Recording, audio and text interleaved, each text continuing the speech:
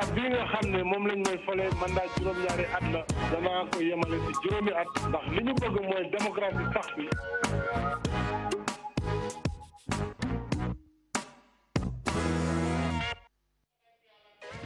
TFM mbokk yi ànd ak ñun ñu ngi leen di nuyu ñu ngi am mbégte dellu si ak yéen ci seen émission Faram Facce ni ñu koy amalee àllarba bu jot ci waxtu bi ñu dikk ak yéen ci émission bi en direct muy émission boo xam nag li ko tax a jóg mooy waxtaanee tolluwaayu réew mi faram fàcce ko tànn ci askan wi ñoo xam ni jàpp nañu ne seen xalaat seen xam-xam dina doon lu leen di gindi ci li nga xam ne moom mooy actualité bi loolu mooy li indi émission bi ñu leen koy amal fii ci télévision Futur Média àllarba bu jot ci waxtu bi ñu ànd ci ak yéen tey ñu di ci dalal Boubacar Camara moom nag mooy leaderu parti bi di construction de la construction ak solidarité Jëngu Tabax. noonu la parti bi tudd. moom la ñu recevoir tey ci seen émission Faram Facce ak télévision Futur Média ñu ngi lay nuyu monsieur Camara. ñu ngi lay fay bu baax Pape Ngagne di la sant bu baax si invitation bi. si jamono ji nga xam ne ñun jàpp nañ ni réew mi toll na ci gutt goo xam ne laaj na. ñu nekk magum waxoon naa ko. ba nga nekk magum xamoon naa ko. am na solo maa ngi la présenté comme leaderu parti lu jiitu mouvement la ñu xamoon mouvement bi je pense Jëngu la tuddoon. tey mu nekk parti boo xam ni parti pour la construction et la solidarité Jëngu Tabax. noonu nga ko tuddee lan moo tax nga xalaate ko noonu parti bi. waaw xam nga boo buggee defar. il faut nga mel ni ku yàq. mais yàq lu yàqu defar la. yàq lu yàqu defar la négation de la négation boo ko defee rek da ngay def lu positif donc lépp loo bëgg a defar rek il faut que mu am une part de rupture. yàqu lu yàqu est-ce que du yàqate. déet defar la. ah donc loolu moom c'est lu relatif la lu ñu mën a mais xam naa du loolu mooy waxtaan bi. donc mais man xam naa si rupture. waaw paaru rupture. ak paaru construction. construction bi mooy tabax. ñun du ñu nekk di critiquer rek en plus de la critique dañuy jox ay propositions. alternatives. loolu moom mooy lu nga xam ne mooy suñu yoon. d'accord ci parti bi. mouvement bi échec la woon kon mouvement bi est-ce que amoon nga ci succès ndax. waaw soo defee bilan bi yaakaar nañu bilan bi mooy mouvement bu juddu mai 2018. bokk ci coalition Fippu ñu def candidature def compétition leaderu mouvement bi ñu désigné ko comme candidat mu participer ci opération parrainage pendant 4 mois participer ci campagne électorale comme superviseur généralu campagne yu candidat Ousmane Sonko. je pense que expérience boobu. d'accord. nekk na loo xam ne lu am solo la. mais parrainage bi jàlluloo. élection bi jàlluloo. donc loolu échec la. non du échec parrainage bi li tax jàlluñu ñëpp xam nañ ko te histoire dina ko leeral waxoon naa ko waxaat ko. li taxoon ñu def ko ndëgg sërëx la bu ñu defoon pour éliminer ay candidats def nañu ko mais terewul retrouver nañu ak candidat boo xam ne ñun malgré li am ci élection yëpp nekk nañ troisième. ok Boubacar je pense que créé wuloo parti rek pour def li yeneen parti politique yi di def parce que mënuñu nekk ci 300 et quelques partis nga créé sa parti itam. bon lan mooy indi différence bi ci sa parti. lu nit ñi mën a jàpp. différence bi mooy que dañu gis ni expérience bi ñu am yëpp. ci Sénégal réew mi moo ñu ko jox. ci njàng ci position yi ñu jox ba ñu accumuler loo xam ne lii mën nañu yaakaar ne mën na amal Sénégal njëriñ. ñu gis ne it bu ñu ko doxalee. dina am jeexital bu baax. parce que dañu fekk réew moo xam ne dafa am ay sooxe yu bare ci wàllu ndóol sooxe ci wàllu njàng mi sooxe ci wàllu ñàkk xëy sooxe ci wàllu feebar yi ak sooxe ci wàllu ñàkk kaaraange. ñu gisit ne solution yiñ ci joxe daf ñu doyul te réew mi dajale na xaalis boo xam ne maa ngi joxe exemple keroog 2012 rek.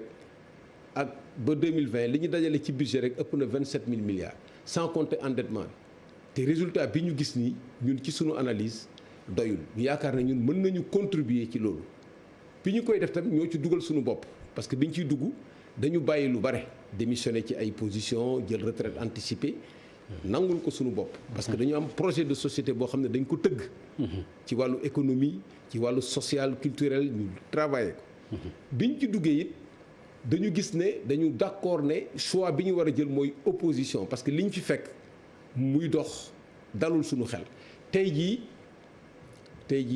fee yi jox nañu raison parce que ñu ngi ci gutt ñetti crise yoo xam ne yi kenn mënatu ko weddi Sénégal crise bu njëkk bi mooy koom-koom yaakaar yi nit ñi am ci wàllu koom-koom Sénégal ak mu jëm kanam même ñoom ñi ko daan bàkkoo sax mënatuñ ko. d'accord beneen bi mooy crise u dundin. waaw nit ñi dañuy dundee. kenn muy ménage yi muy social kenn mënatu ci gis boppam. ok ñetteelu crise bi mooy crise u jubal. bés bu ne nga dégg loo xam ne lii da ngay taf sa nopp. ci wàllu jubal. d'accord donc fee yi jox nañu raison ci côté boobu. d'accord léegi Boubacar c'est vrai que da nga dugg bu baax ci li nga xam ni mooy émission bi sax mais du tere ma retourné waat ci parti bi. parce que sama question dafa mel ni comprendre loo ko. wala da nga wax li nga bëgg a wax. parce que li ma bëgg a wax foofu mooy parti yi ku ne xam na ni parti politique yi bari na créé nga beneen parti est-ce que du benn parti de trop. lan mooy nekk différence su parti bi ak yeneen parti yi nga xam ne ñi ngi ko fi gis mu ngi ci bëri nag ay parti yóbbaale ma ñii ñi ngi ci coalition bii ñi ngi ci lële pour ñu am siège bu taxaw jafe na est-ce que mën nga ma wax lan moo mën a nekk différence su parti bi nga créé ak yeneen parti yi nga xam ne ñoo. waaw loolu du man maa koy àtte. du man maa koy àtte kooku peuple sénégalais moo koy àtte bu ñu demee ba ci kanam xam nga ñun fi mu ne nii mai 2018 le mouvement bi juddu parti bi avril 2019 ñu ngi dox am nañu li ñu war a am puis suñu doole toll. ñu ngi dem ba ci kanam. restructuré nañ ko parti bi. am nañu lépp ñun suñu parti am nañu lépp ëpp na de. non am nañu lépp lu parti war a am pour fonctionner normalement. waaw am nañu secrétariat buy dox avec bureau politique am comité directeur am suñuy sentinelle am suñuy comité yu ñu implanté ci dëkk bi am suñu siège am suñu récépissé am ñoo xam ne ñi gëm nañu ne voie bii mooy voie bu baax bi. man xam nga bés bu ma dajeek nit. surtout jeunes yi. ma dajeek ñoom ñu ne ma ñun dañu am yaakaar ci seen parti am yaakaar ci yow ndax sa jaar-jaar am yaakaar ne doo def ni ñeneen ñi daan def am yaakaar ne position yi ngay joxe ak solution yi ngay joxe dafa nekk solution yoo xam ne mën na defar réew mi parce que am na foo jaar loolu rek daf may encouragé. nga yaakaar yow rek lañ koy wax loolu. waaw da nga yaakaar ne loolu yow rek lañ koy wax. waaw man sama bopp rek laa xam. te sama bopp rek laa mën a garanti. ok donc bu ñu demee ba ci kanam peuple sénégalais moom mooy àtte ñun suñu liggéey daal. mooy dem ci xel yi. ok wax leen li ñu xalaat. fexe ba li ñuy wax dugg ci xol yi. bu duggee ci xol yi ñu jëfee ko jëfee boo xam ne dafa ànd ak yeewu nga xam ne ëllëg Sénégal bu ñuy voté ci bay choisir kenn rek. mu bañ a nekk na dem ñu choisir koo xam ne kii buñ ko joxee réew mi. d'accord du jaawale lu mu moom ak luñ ko dénk. d'accord kon jàpp naa ni di nga jéngu fippu dem ci élection yi ak sa bannière bopp ak sa parti doo ko bootu feneen doo ko langaamu di nga jéngu. yaakaar naa waaw xam nga bu dee élection boo xam ne ñun ñoo ci war a dem. muy local yi nekk suñu kanam. wala waaw non élection moom ñun moom participer élection moom bu yeboo ñu séntuñu ci chaque fois. ni ñu ciy participer nag dafay dépendre toujours ci circonstances yi. waaw ba ci coalition dàquloo ko. dàquma dara li ma xam daal mooy li ma dàq daal mooy. critiquer lii tey suba nga ñëw ànd ci loolu moom dàq naa. mooy transhumance. mooy wax loo gëmul it dàq naa ko. wax loo xamul it dàq naa ko. seetaan it dàq naa ko parce que seetaan ci sot la bokk. waaw mën. xam ne nii la war a demee. nga toog. d'accord wax loo xam ne lii aussi du dëgg dàq naa ko. d'accord donc dafa am ay valeurs yoo xam ne. ñun dañ ko teg suñu parti respect éthique ak travail. d'accord et monsieur Camara buñ ci eggoon ba président de la République Macky Sall gis sa programme gis sa xalaat gis sa xam-xam gis sa taxawaay jàpp ni war ngeen ànd liggéey mën a bëgg ànd ak yow ci liggéey nan nga koy. naka ngay accueillir naka nga koy teeroo loolu xalaat boobu. man awma problème ci loolu. waaw. sama problème xam nga mooy lan. bu fekkee da ngeen di ànd da ngeen di fentandoo li ngeen di ànd. doo leen ànd rek parce que dañu bëgg mu am jàmm. waaw mais ñi daan dóor xeer. d'accord bàyyi dóor xeer ñu ne nañu dajaloo ñu jox la oto. ne la ministre nga am garde corps ñu lay ubbil bunt. mais loolu dialogue politique bi mën na indi fentandoo bi. déglul dialogue politique bii. non gëmuma ko wala dialogue national bi. mën na ko indi non gëmuma loolu man gëmuma loolu dama gëm ne réew dafay am fu mu toll boo xam ne dafa am ay solution solution yooyu bu ñu ko tegee ba ànd ci mën nañu xool ni ñu koy defee loolu aw ma ci werante parce que man Sénégal rek moo ma intéresse. li may bañ kay mooy nga yaakaar ne mën nga maa jënd wala mën nga maa nax wala mën nga maa ne yow boo ñëwee bokk ci lii li nga doon défendre démb dootoo ko défendre ñun principe la ñuy politiquer. d'accord kon nag bu demee moom ba xam dal na ko sax parce que boo demee yow ba can ba mu wóor na ne yow fexe nga jox nañ la lépp. jox la assemblée nationale jox la majorité nga am coalition ñu jox la alalu réew mi jox la budget yëpp nga doxal sa programme yëpp terewul aujourd'hui réew mi toll fi mu toll. da nga war a am humilité xam nga pouvoir yi ñu bare dañu am feebar bu leen di dal. bu ñuy wax la surdité à l'alerte maanaam da ngay tëx ci artu. da ngay tëx ci artu bu ñu lay artu bu nit di critiquer di artu da ngay gis ñi la wër ñiy wax faucon yi naan la non kii dafa bëgg a jël sa place kii dafa la bëgg a rey kii nii lay bëgg a defee yooyu. day tax ba nga foog ne yow. ku la critiquer rek dafa la bañ wala dafa am yow. d'accord léegi monsieur Camara. waaw question bi ba tey dama koy repréciser parce que awma ci satisfaction ci réponse bi. président de la république bu gisee Boubacar Camara gis na xam-xamam gis na programme am gis na xalaatam sàkku nga ànd pour loolu nga liggéey ko pour Sénégal lan mooy nekk sa position. dégg nga li ma la wax lu ñu fent laay d'accord man lu ñu fent ne lii la ñuy def du li ngay liggéey lan ngay liggéey pour def lan la ànd pour def lan bu dee wax nañu ne lii la ñuy ànd pour def ko buñ ci àndee man awma ci problème. d'accord aw ma benn problème ci loolu. d'accord c'est-à-dire amoo benn problème par exemple ci bu boobaa mën a dugg ci gouvernement am wala mën a def leneen. ma ne man sama bopp mun naa bañ a dugg ci gouvernement. non benn la rek dama bëgg rek. pour loolu leer rek laa bëgg. li am solo mooy fent bi. c'est pour faire quoi. d'accord léegi Boubacar wax nga léegi boo demee ba càng ku nekk la mën a dal càng nga bitim réew yow. càng ci àll bi jamono ji nga xamee ni Covid bi dugg na ci biir réew mi def nga juróomi weer ci àll bi amoo benn pexe nag. parce que boo amoon pexe ñi bisi nga alors kon jàpp nañu ne càng ku nekk la mën a dal président de la république mën na dal keneen ak keneen lii dal tey ci mbas mi mën nañ ko jàppee càng ndax mën nga ko jàppee noonu yow mu loolu li nga xam ni wax nga ko jàpp ni càng la boo xam ni amul pexe lu am la lu ko dal la mënu ci dara comme ni mu dalee ñëpp. waaw xam nga nag càng wax dëgg yàlla ci joxe doxal nguur bokk la ku dem tukki. mbas fekk la fa nga jël sa stratégie d'accord ne mbas fekk na la nga nangu respecter règle yi ñu jël loolu yaakaar naa ne. non càng rek laa wax c'est-à-dire transition rek laa def ci baat bi. pour ñu wax ci blocage. xam nga lan ko mën a xalaatee rek transition rek laa voilà mooy tële ci wàllu politique. ok tële ci wàllu politique mooy fi nga daan jëlee xaalis. pour defar sa koom-koom. mais xam nga boo sañoon aussi doo càng foofu nga càng yow. non bu kenn sañoon mbas bi sax du am voilà donc c'est ça. loolu amul kon jeex na voilà bu mbas bi sax du am. ok fi ngay jëlee xaalis pour defar sa koom-koom bu doon yaa ngi am croissance. bay am 5,3% 2019 di ko bàkkoo fu nekk. nga dem am 1,9%. mbas mi joué na ci mais avant mbas bi am nga campagne électorale boo xam ne bii li ëpp ci sa gerte dañ ko jël yóbbu ko bitim réew. saison bi gis nga nu mu demee dara doxu ci. ñu yokk prix pétrolier yi gis nga ni ñu doon yokkee prix yi ñëpp fekkee nañ ko. donc ci wàllu économie déficit bi nga daan am maanaam li ngay am ci alal li ngay dépensé ëppee ko 3% ñu d'accord ko ci critère convergence su UEMOA nga dem ba mu nekk 6,1%.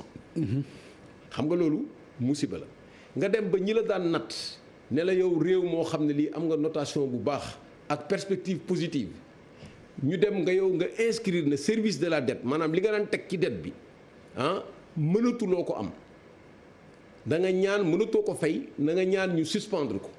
ba ñu def le Covid bi ak Covid bi. waaw non c'est-à-dire yaa ngi ko def ak Covid bi. Covid bi c'est un accélérateur. waaw mais ñun yàgg nañu alerter que croissance bi ñu am croissance ruusitu nguru la. parce que croissance bi ci endettement public massif la sukkandiku da ngay leb ba ne guj. mais même bu dee croissance ruusitu mburu comme ni nga ko waxee bu ñu koy wàññi ci dundu Sénégal li mu fi am bariwul. croissance boo xam ni daanaka li ko tere egg ci 2 chiffres bariwul ñu ngi ko doon jort mais loolu bu fekkente ni am na itam lu ñu war a mën a apprécier la. non li nga ci non mënoo ko apprécier xam nga lu tax mënoo ko apprécier dafa nekk croissance boo xam ne bii amul mucc parce que bu amee choc exogène rek maanaam bu amee lu jóge bitim réew dal ci kawam rek day rës te loolu lépp jox nañu raison li dal ci kawam rës mooy prix pétrole bi. mais mbas mi ban croissance la bàyyi. ku jógee non mais ban croissance la bàyyi ci àddina bi mbas mi. xam nga bàyyiwul croissance mais problème bi mooy résilience bi ngay am ndaka ngay résister ci croissance. mais plan boobu mi ngi doog a dérouler aussi. résilience déglul bu doon yow da nga orienter sa économie ci ay secteurs yoo xam ne yi fii ngay liggéeyee li ngay lekk ñun Sénégal li ñuy lekk yëpp bitim réew lay jóge investissement bi ñu war a def ci agriculture bi 5% la donc du ñu béy dundee du ñu béy jaay du ñu béy dund dara doyul ci mbéy mi napp gi naka noonu càmm gi naka noonu. donc bu loolu bu ci mais fi mu toll ci réew la itam fi mu toll ci réew la. parce que croissance bi nga jël voie bi nga jël ci wàllu économie. moo tax nga rësee noonu. boo rësee noonu rës ci sa notation rës ci sa déficit rës ci entreprise yi nga xam ne yii ñoo daan liggéey mënatuñu dem mënoo leen yóbbu rës ci ménage yi. donc fi ngay jëlee xaalis boo ko mënatul rës nga. d'accord mu nga teg ci nag xaalis bi fi nga koy dugal. investissement bi fi ñu ko dugul ci industrie bi dugul ci zone yi ma la wax amuloo énergie bu doy boo xam ne bii mën nga soutenir pendant longtemps une activité économique chômage bi di continuer éducation bi gis nga nu mu def ndërmeelu santé bi ndërmeelu donc loolu mooy càng mais monsieur mais kooku moom mooy échec. mais Boubacar li ngay wax ni tey moom la àddina bi yëpp di jànkonteel. déedéet bokkul ni ñu koy jànkonteel moo bokkul xam nga bu fekkee da nga nekk ci réew am toutes les conditions comme Sénégal li nga am ci ressource am nga condition yëpp pour un développement. mais France a ngi nii rek pour ñu defal la masque problème la. gis nga problème yi ci am rek. gis nga France a ngi nii li nga xam ne mooy mbas mi xoolal li mu wane ci seen ay jafe-jafe yoo xam ne am nañ ko muy France muy États-Unis muy feneen ak feneen. da ngay comparer lu ñuy comparer ñun Sénégal mbas mi. ni ñu ko jëlee au départ c'était bien parce que amoon na ay tergiversations au début mais vraiment ñun ñoo njëkk a joxe mesure 33 mesures depuis dépistage massif. ba nit ñuy traité depuis mortels le 21 mars le 23 président def déclaration joxe ay mesures am. bi mu joxee mesure am ñu ànd ci fonds 1000 milliards bi ngay dégg ñun ñoo ko njëkk a proposé wax niñ koy jëlee bien que ñoom recopier nañ ko mais xamuñu fu ñu jaar ba jëlee xaalis bi ba mun ko doxal donc loolu yëpp ñëpp applaudir ànd ak moom. mais à partir du 11 mai dafa changer stratégie. et stratégie bi moo jur lii nga xam ne lii moom la ñu am aujourd'hui. d'accord yëpp di yokk ñun ci loolu suñu position mooy dañu war a évaluer waat. situation bi woo experts yi évaluer reprendre la stratégie bu ñu ko deful kenn xamul fu ñu jëm ci weer yi ñu ñëw.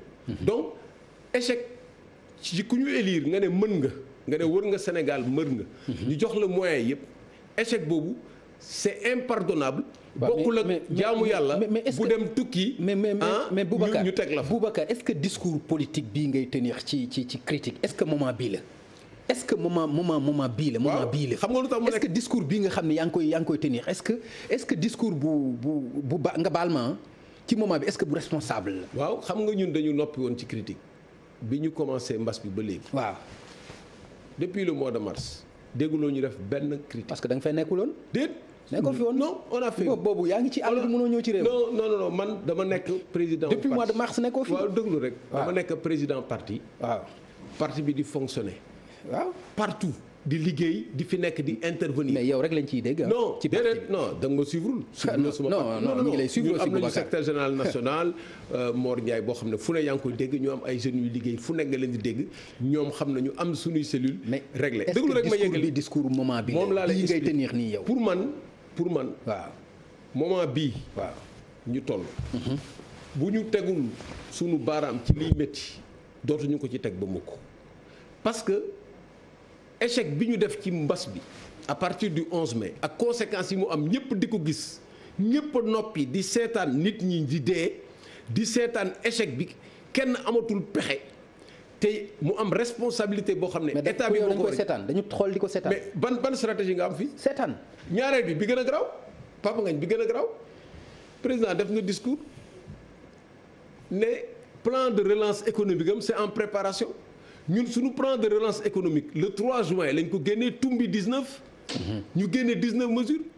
aujourd'hui ñu ngi mi-août amuloo plan de relance économique waxoo nit ñi foo jëlee xaalis waxoo foo koy dugal waxoo naka ngay def ba éducation bi santé bi yëpp taxaw donc pour man bu réew demee ba nga xam ne ñi ngi ko dénk mënatuñu dem moment boobu ngay wax et li ngay wax critique xam nga ñun peut-être sax. nit ñi ñoo koy wéy si critique yi. c'est-à-dire que bokkuñu gis-gis pour ñun suñu gis-gis lii la dañu yaakaar ne yoon bi ñu jël baaxul que économie réew mi koom-koomu réew mi dafa coroxaan résultats yi wane na ko indicateurs yi nga xam ne ñoom ci seen bopp ci lañ doon bàkkoo d'accord nañu ne wane na ko nit ñaa ngi gën a sonn suba ak ngoon boo dëkkoo nag dëkk nga ak sénégalais gis nga li ñuy dund matin midi soir aujourd'hui képp ku la wax ne Sénégal réew mi dox na dafay wax lu ko neex.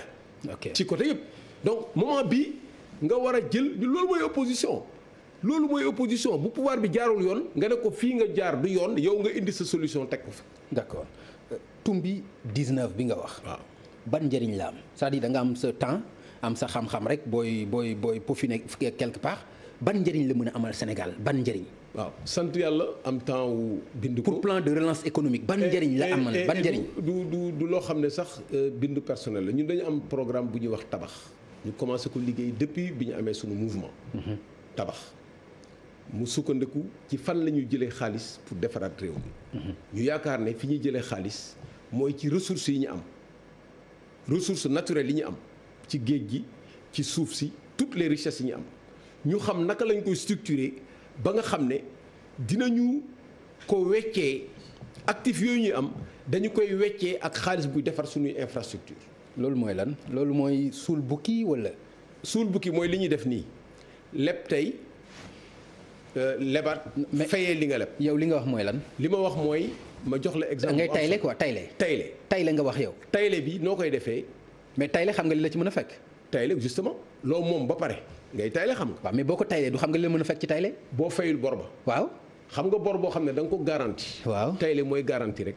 bu dee immobilier la dañuy wax hypothèque bu dee du immobilier dañuy wax nantissement. nga jël géej gi nga ne sa ressource naturelle géej gi.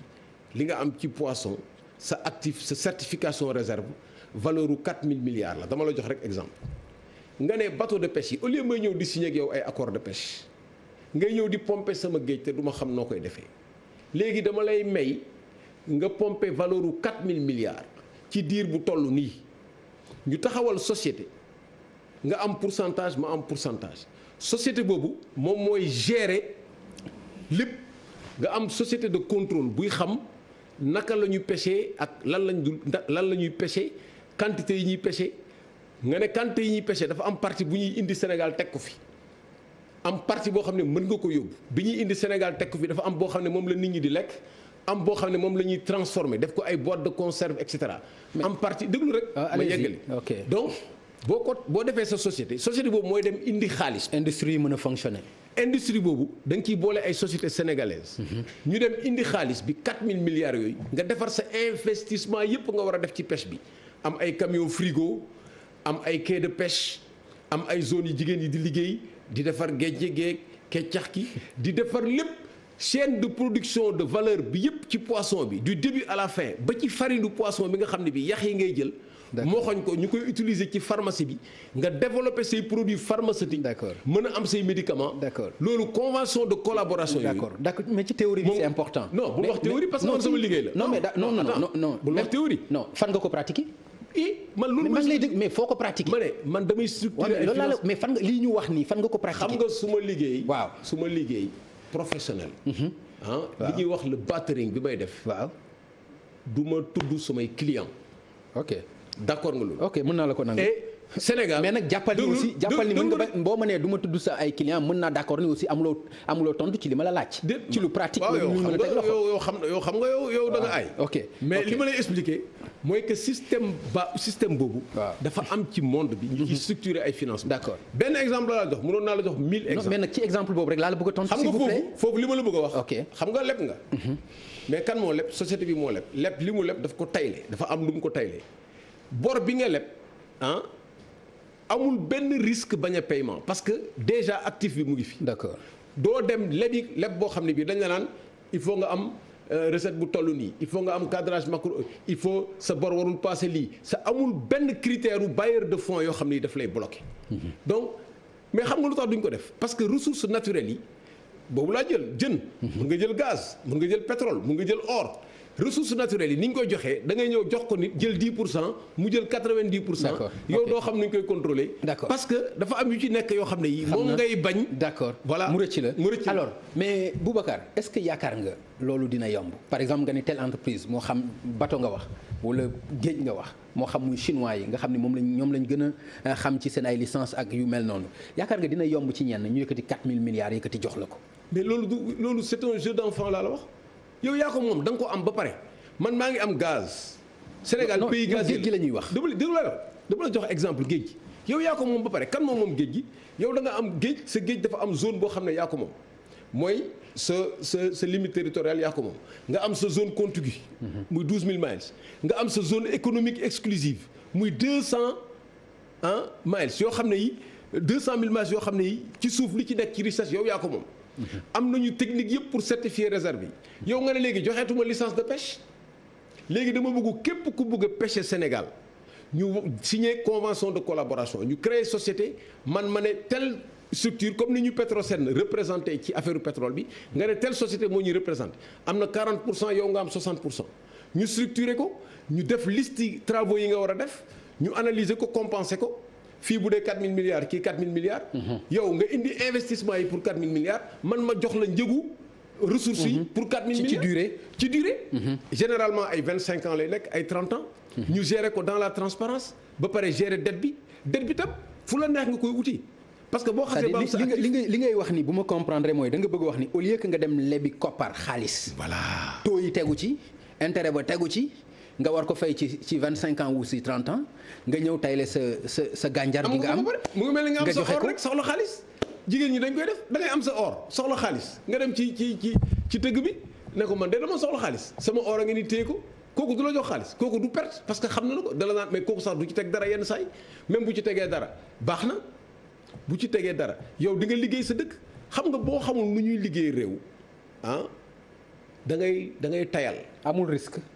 mais y a des risques xam nga risque bi mooy lan. non risque tayle bi lay laaj. non mais ban risque yow sa ressource la moom risque bi kuy ñëw investir xaalisam risque bi fa la ne parce que yow bu la neexee du jël yóbbu am na dëkk boo xam ne bii dañu mos a tayle seen cuivre. cuivre bi moom mooy joxe cobalt bi moom la ñuy jëlee gis nga batterie yi ñuy def ci téléphone portable yëpp dañu ko tayle mu am montant boo xam ne bii moom la waa ji war a pomper. ñoom ñu war a def ay infrastructure bi ñu demee ba ci biir état bi moo waroon fournir énergie état bi am problème pour fournir énergie ñooñu ne léegi ñoom comme dañu am problème pour fournir énergie nañu jël produit bi noonu ñu exporter ko mais état ba dafa bañ ne leen d'accord mënuñu fournir énergie mais boo leen ko yóbboo exporter ko dootu leen defar usine bi. et nit ñi dootuñu am liggéey. ñoom tam ñu ne ñoom d'accord ñu ñoom ñaar ñoo àndaat daal di créer société énergie. ba nga xam ne énergie bi dox na te mu ngi dox aujourd'hui kon nag képp ku lay wax ne Sénégal mënuñu ko développer na wax mënuma xam nga mënuma kenn mënul du xam-xam da nga naan kay bëgguma ko def parce que ñemeetuma ko def parce que ressources yi dama ci wékk loo xam ne lii ñemewuma ko négocier ñemewuma ci dellu gannaaw mais loolu sax war nañ ko waxtaanee parce que am na ressources yoo xam ne peut-être kenn laalagu ko mën nañ ko waxtaanee bu ñu demee ba Sénégal am gaz bi mu am te mënuñu ko transformer def ko énergie wala ñu jël wax dëgg yàlla mais tey xam nga ni bokk na ci li ñu gënoon amal solo tey muy pétrole bi nga xam ne feeñ na gis nga tey ni ko mbas mi def. naka la ko non par exemple ci valeur pétrole bi xam nga ni fa mu eggoon léegi eggatu fa bari na tey loo xam ne ñi ngi koy wax am na ñoo xam ne ay investisseurs la ñu woon dugaloon nañ ci seen yéene wala dara ñu ngi xool nuñ ciy génne waat ndax jàpp nañu ne lañ ci yaakaaroon mën na gën a compliqué. waaw loolu xam nga campagne la rek xam nga pétrole bi dafa bare woon coow ba nga xam ne ñu naan yéen ko joxee baaxul ñu ne leen waaye li jeex na nag cat dugg na ci li ngeen doon wax yëpp pétrole bi baaxatul am na ñoo xam ne recherche nañu amul fii yàgg nañ fi recherche pétrole depuis 1921 ñu ngi recherche fii pétrole yenn saa yi ñu gis yenn saa yi du ñu gis donc pétrole day yéeg di wàcc. en fonction situation bi li am solo aujourd'hui mooy que énergie pétrole dafa am yu bare yu koy concurrencer. parce que ci wàllu énergie fossile dafa am problème yu mu am ci environnement bi ñun yàlla defal nañu sutura ñu am gaz yàlla defal nañu sutura ñu am solaire aujourd'hui def nañ fi ay centrales solaires Sénégal. état bi génnewul 1 franc. pourtant def nañ fi ay centrales solaires état bi génnewul 1 franc ay société privée lañ fi indi ñu ñëw. en contrepartie ñoom luñ ci am en contrepartie non da ngay ñëw. def contrat d'achat d'énergie. Senelec ne la dama lay jënd sa énergie boo produire dinaa ko jënd. d'accord nga ñëw investir créer ay emploi jël sa énergie envoyé ko Senelec dugal ko ci réseau am jaay ko. yow nga am ci sa marge nit ñi am ci liggéey village yi nga nekk nit ñi mën ci am liggéey loolu am na fii Sénégal. ok te war nañu mën a dem ba 500 mégawatts tollooguñ fa. ok am nañu solaire wax naa la ko. gaz bi mun nañ jël gaz dafa dugg ci cadre investissement plan public privé yooyu lay dugg quand même. mais non bokkul ak boobu sax bokkagul ak partenariat public privé boobu moo gën a yombati comme ni ñuy def ci autoroute bi mais avant ça ordure bi li nga xam ne mooy mbalit mi ñuy dajale ak mbëbës or la mbëbës pour nga transformer ordure bi en énergie loolu dañ koy def man liggéey naa ci société boo xam ne bi énergie bi ñuy utiliser 19 à 23% en fonction des années ci ay mbalit ay pneu yu ñu for ak ay xottu gerte lañ ko defaree. technologie yi existe na boobu nag bokkul ak partenariat public privé partenariat public privé da ngay ñëw ne man de bëgg naa defar autoroute. man maay def lépp ba pare nag man maay jël péage bi pendant 25 ans. léegi péage bi maa koy jël ma fay sama bopp ma fay sama bopp ma bàyyee la infrastructure bi nga moom def nañ ko Sénégal ba mu dox. aujourd'hui renégocier nañu. ba léegi état bi dafa dox a dox ba nga xam ne léegi ñu ngi xoolaat nu ñuy def soit dañuy wàññi prix wala ñu seet naka la ñuy defee action yi donc développement réew. kon boobu baax na quoi boobu baax na boobu baax na. ok waxuma ne lépp baax na ci. dama ne système bi baax na. ok développement réew doo ko wékk ci benn tànk ñoom loolu la ñuy def dañ ko wékk ci leb. ñu naan way Sénégal ñuy def ay plan xam lan dem fële daje. dina leen fay nañ leen lebal nañ leen 8000 milliards lebal nañ leen 3000. te lebal bi dee ko dégg. et puis endettement public en plus waxuma la sax privé yi ñu jot a def mooy eurobond yi dem ci koo xam ne kii dafa yor xaalis nga dem mu ne la 5 mois nga ñëw leb ko doo xam sax noo koy def je pense que wax dëgg yàlla. ok non saa yi. waaw saa yi yore réew neexul. d'accord waaw d'accord léegi Boubacar wax nga ko dañuy leb mais tey bu fekkente ni yéene président Macky Sall sotti na ba ñu baal leen bor yi. ni ñu ko sàkkoo ci ñi nga xam ne ñooy pays africains yi nga xam ne xaw nañu impacté ak Covid 19 bi mais bu boobaa itam dina nekk lu am solo pour yow xanaa. non xam nga baal bor dafa am ñu ko yelloo mu ngi mel ni yelwaan dafa am ñu ko yelloo. yow boo ak sa yére bu rafet bii nga xam ne bu émission bi jotee sax dama koy jox yow ku la gis nga taxaw buntu kër jàmbur naan laara bira naan dañ lay reetaan dañ lay photo di la laaj ay snap. ak l'habit ne fait pas le moine. waaw dama lay wax rek. waaw mais l'habit ne fait pas le moine aussi. mais yelloo dafa. mais d'accord nga ci li may wax aussi. déglu rek. mën nga ko sol mais terewul aussi nga nekk faqir wala nga nekk miskin wala nga nekk leneen. waaw ni ngay miskinee daal neex na. waaw non waxin la loolu. c'est-à-dire bëgg nga basé wu ci l'habit ne fait bul basé wu ci yalwaan bi wala mbubu rafet bi nga bëgg a wax loolu. waxin nga wax mën na la manit waxin. ok dama ne. bu fekkee da nga nekk pays pauvre. très endetté boo demandé annulation dette da nga koy am. parce que ñun. daloon nañu Sénégal amoon nañu annulation dette. boo ci bokkul dafa am situation exceptionnelle yoo xam ne yi li nga mën a am mooy ay moratoire wala nga comme li ñu def initiative ne nañu bokkatuñu ci ñu mun a fay seen service de la dette suspension la ñu demandé. ak conséquences yi ci am yëpp parce que bi ñu wàññee bi ñu defee revue pour dégradation dañu wax privé yi ñuy lebal yëpp nañu attention de. Sénégal ku ko lebalati itam am nga risque. léegi bu lay risque la aussi. risque la. parce que les taux day yokku. te ñu bëri dootuñu la investir. soo ko seetloo nag fii yëpp ñuy jëm projet yu bëri dina taxaw. parce que donc annulation bi yooyu mooy risque yi aussi. non annulation bi da nga koy yelloo d'abord. ensuite booy demander annulation da ngay am projet de réendettement parce que ki lay annuler da lay lebalaat. nga wax ko li lay lebalaat foo koy dugal ba pare mu mettre la sous surveillance. parce que lebal nañ la fayoo ñu baal la ko dañ lay lebalaat surveiller la.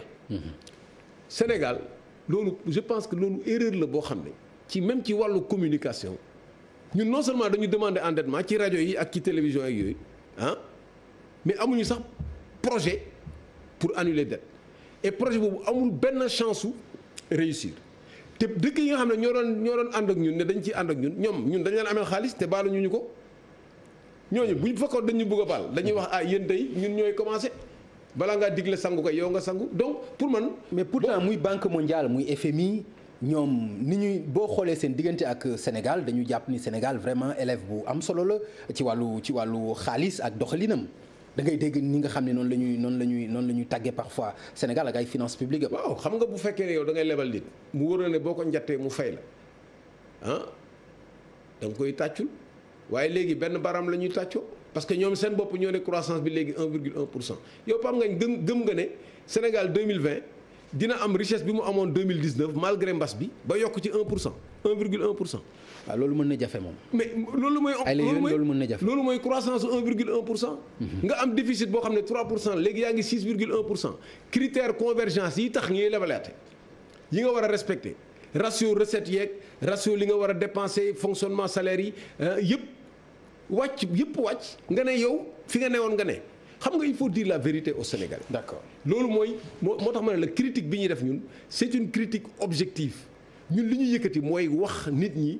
lii bu nit ñi nag defee leneen bu ëllëgee du ñu wax ne ñun waxuñu ko. léegi Boubacar plutôt consultance bi nga xam ni par exemple wax nga ko que yaa ngi koy def ci yenn réew yi ak yooyu mais pourquoi Sénégal mënu ci bénéficier wu pourquoi wala essayer nga sa xam-xam moo leen doyul wala lan moo xew ba mënuñu. non Sénégal mu ngi ciy bénéficier wu man lii laay dundee man suma xam-xam laa mos a dundee. bi ma non fii par exemple. ak le gouvernement lan ngeen def. non man du ma consultant au gouvernement.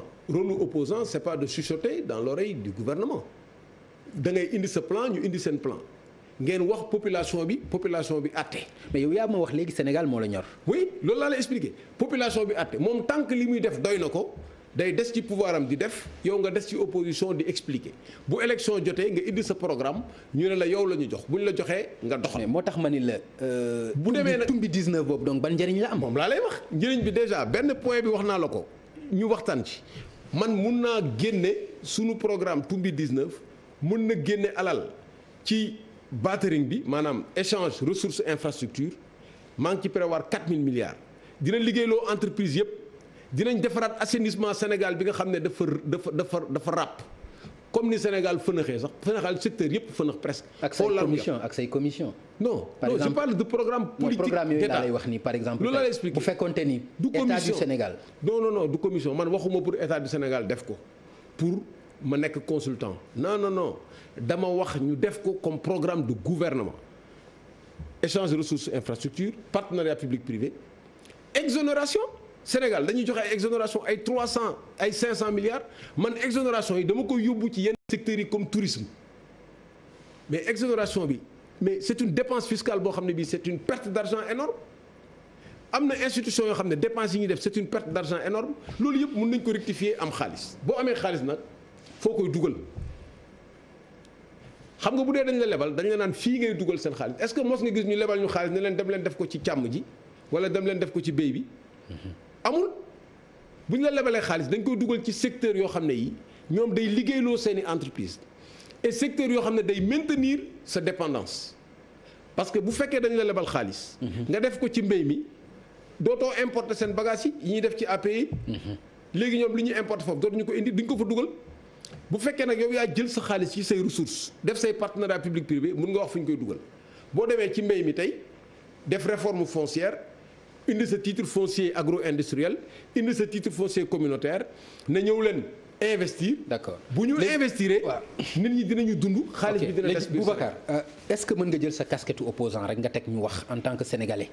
ci laa ne di. non kon mënoo nekk opposant nekk sénégalais. non nañu jëlal casquette bi rek ñu teg ñu wax. déet non man solo ma casquette. non si parce que li ma bëgg a wax mooy bu ñuy wax man ak yow yaa ngi ni ma man opposant la mënuma chuchoter ci nopp gouvernement. publiquement lay wax. non li may wax naa ko proposé naa ko publié naa ko bu fekkee mën nañ ko appliquer nañ ko appliquer may naa leen. mais bu ñu ko bëggee appliquer ak yow. nañu toog fent lu bees loolu kay d'accord naa ko wax naa la ko nañu fent loo xam ne li mën nañ ci ànd li ma mënul ànd kay mooy ñu ne nii la ñuy doxalee réew mi mu dugal ñu ci gutt ma ànd ci loolu. xam nga télé aussi ayul aussi ah. non yow ku la dégg dafa mel ni ñi ñu jiitee dañu télé dañu cuune. mais loolu la cuune nga leen jàppee ay. non man xam nga sax non j'ai beaucoup de respect. non mais ku la dégg aussi non ku la dégg Boubacar s'il vous plaît. loo gis ku la dégg.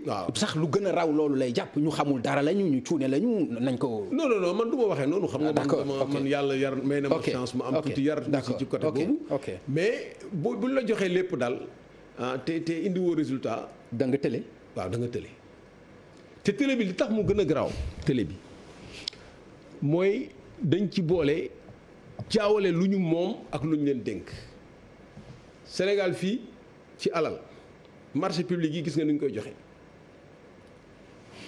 marché public yi ni ñu koy joxe gis nga ko alal gis nga nit ñi ni ñuy dugalee seen yi ay famille ci gestion état bi. gis nga ni ñuy attribuer ressources naturelles yi coow li gis nga ko mu ngi ci gis nga suuf si ni ñu koy attribuer. donc aujourd'hui non seulement dafa am télé mais dafa am mal gouvernance boo xam ne bii. li mu jur mooy da ngay dem ba dootoo mun a avancer. te boo mënul avancer ñaari solution moo am nga am fit am humilité. d'accord nga ne nañu reprendre affaire yi. wala nga insister maanaam nga ñëg gis nga boo ñëgee ci njuumte. d'accord loolu moo lay dal. ok moo tax je suis très sévère dans la critique. mais dama objectif ci proposition yi may def. d'accord mais ci proposition yooyu am nga ay instance mën nañu wax ci dialogue national bi jàppaloo ni am nga instance boo xam ni mën nga ko proposer mu gën a légitime gën a officiel gën a amal njëriñ askan bi. waaw xam nga lu tax bokkuñu ci dialogue national bi parce que bu fekkee da ngay proposer pour defar yow ki nga bëgg a defaral day fekk mu taxaw di la xaar sax wala ngeen ànd mais yow li muy def mu ngi koy def. moom mu ngi continuer attribuer mu ngi continuer def ay mesures. parce que du taxaw mais du taxaw il faut mu gouverner. non mais il faut mu gouverner. il faut mu doxal dafa am moment boo xam ne da ngeen di fent taxaw waaye dajale ay nit ñuy réunion yow nga continuer di jël say décision doo leen laaj seen avis doo leen def dara. nga ñëw yaa ngi def dialogue donc da nga bëgg ñuy dialogue lépp taxaw ñu xaar. waaw waxuma taxawal économie xam nga taxawal économie amul. taxawal économie amul. dañ naan par exemple dañu jël mbay mi. waaw. wala ñu ne sàmm ji Sénégal. nañ ko waxtaanee ba mu dab ñu rek. ñu am solution ñu ne càmmu Sénégal.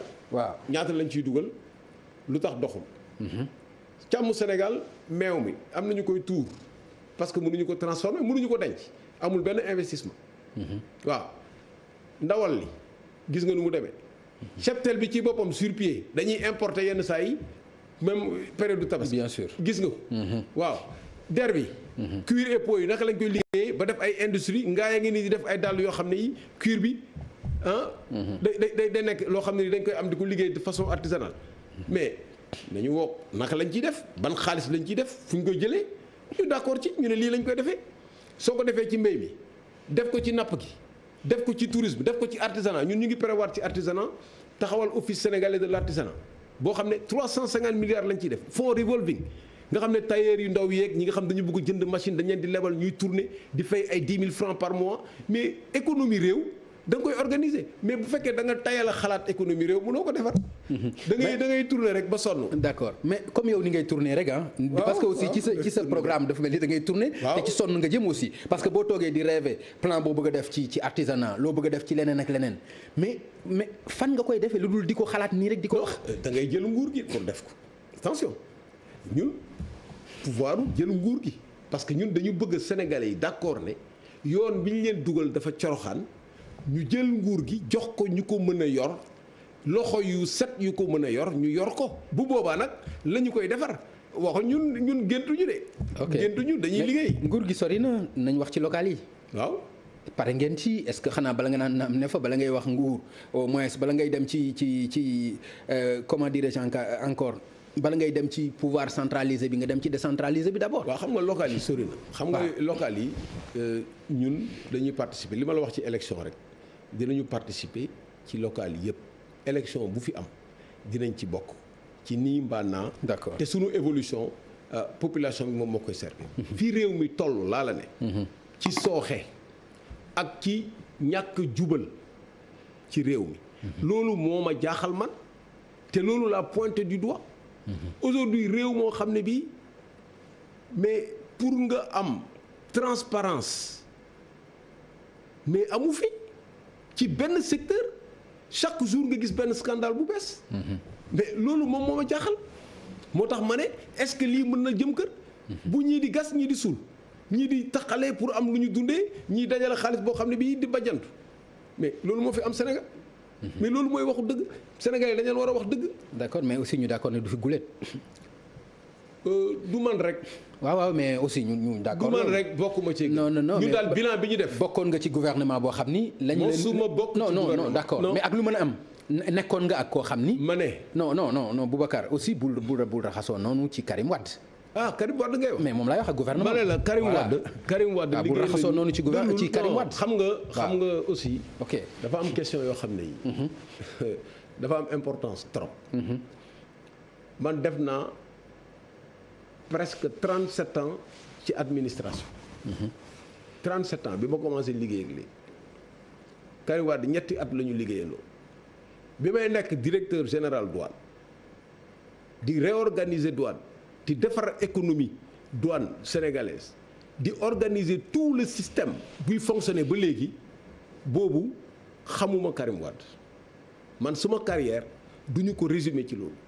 bi may nekk inspecteur général d'État boobu xawma Karim Wade bi ñu may soxla may liggéeyal ay réew di redresser seen schéma di leen defal ay structuration de financement xawma Karim Wade. ma nekk inspecteur général d'État di liggéey nekk avocat Paris sama réew soxla ma ne ma dañ la soxla parce que dafa am ministère bu mag bu ñuy taxawal.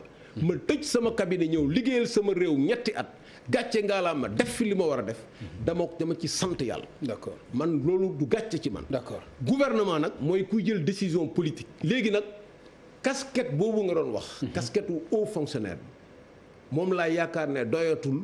pour ci sama contribution ci réew mi. moo tax ma jël casquette homme politique bu am ay propositions politique. mais c'est important ñu aborder ko parce que parfois aussi. dafa am di propos yoo xam ni da nga ko wax. te rétroviseur bi aussi nekk fi il faut ñu gis ni. am na benn moment liggéey nga ak gouvernement ak fierté. voilà d'accord man maa liggéey ak Karim Wade nekk secrétaire général ministère am ak fierté. mu won ma compétence. ci liggéey ak sérieux ci liggéey. loolu moom laa wax toujours. mais loolu topp na la sax ba ci élection yu mujj jàppoon nañ ni candidat Karim Wade. mais xam nga léegi leer na. non toppoon na la loolu. waaw mais xam nga léegi leer na sa diggante ak moom. parce que bi may mi ngi lay topp ba léegi sax. jàppuloo ni nit ñi ngi parce que man awma accord politique ak moom la preuve bi may def sama politique ànduma ak moom. te bés bu yàlla dogalee ma war a am ak moom accord politique ni may wax rek lu ñu fentandoo rek mën naa ci ànd man du ma dogmatique. donc loolu c'était une campagne du gouvernement pour discréditer sama candidature mais loolu passé na. dañu am gan. gis nga ganu technopolitique yi ma lay wax nii. ñi nga xam ne dañuy politique xam loo xam ne lii mooy doxal réew ñu am ko ñeme seen point de vue loolu moo am. sénégalais loolu la ñu soxla technopolitique yooyu est-ce que yaakaar nga sénégalais yi moom la ñu soxla est-ce que sénégalais yi soxlawuñu koo xam ni dafay nekk ak ñoom social nekk politicien ñu xam.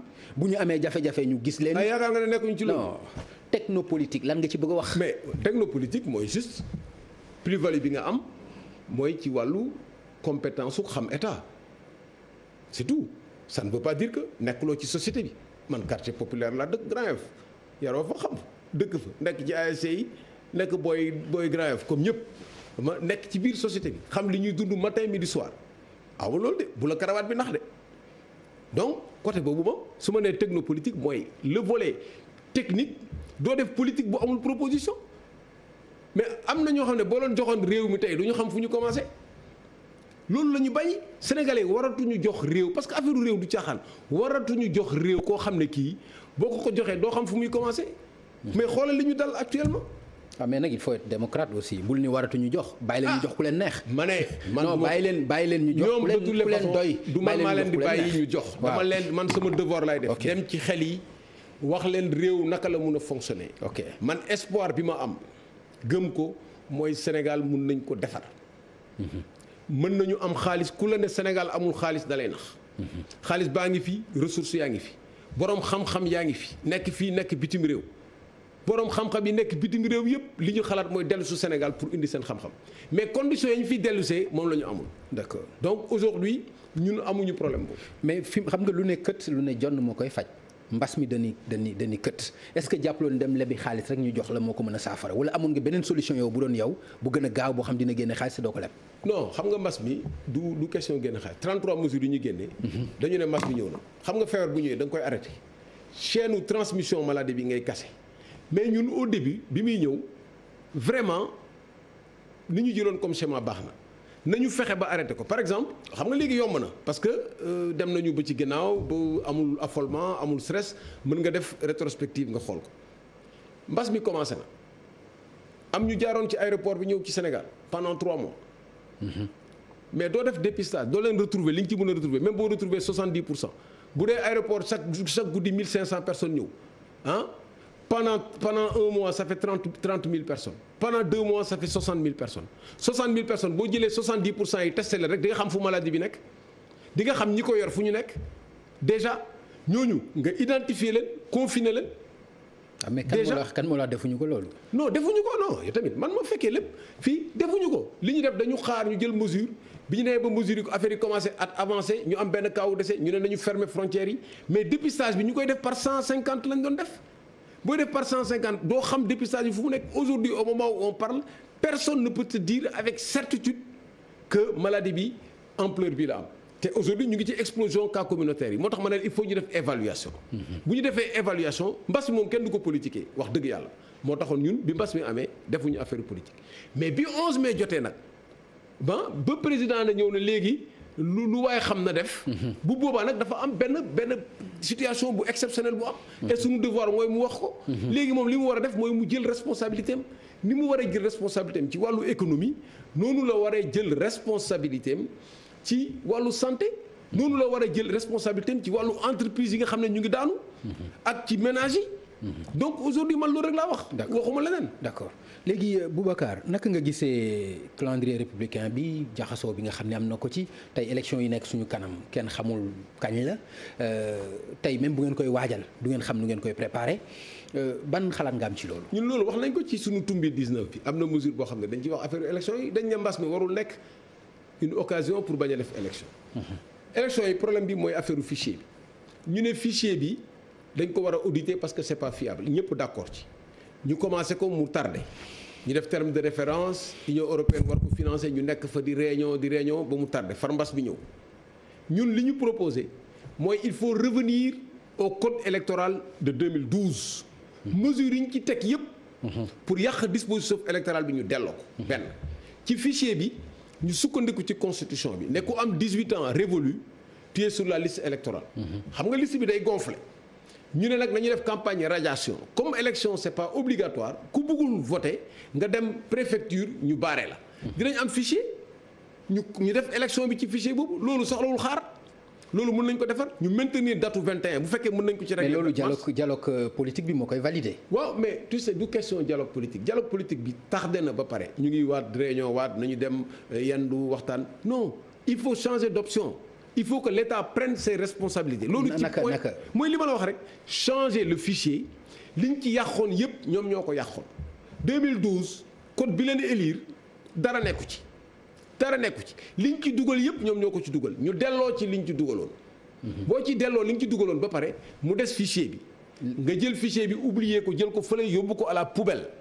nga ne fichier bu bees la ñu am. loolu boo ci liggéeyee 1 mois am nga fichier bu baax ñu dem élection. d'accord ñëpp xam.